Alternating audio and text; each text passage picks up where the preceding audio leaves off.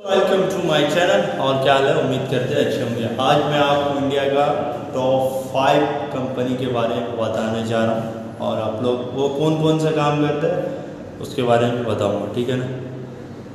India का top 5 company, पहला रिलायंस का है जो एनर्जी, टेलीकॉम एंड रिटेल का काम करता है।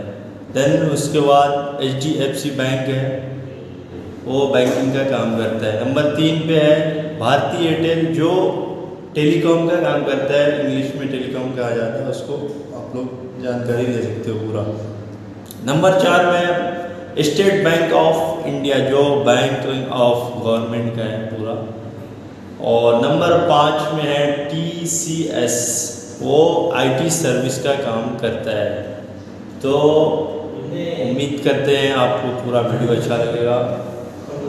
तो मेरा चैनल को सब्सक्राइब करो, लाइक करो, फॉलो करो, इंस्टाग्राम, फेसबुक, यूट्यूब को।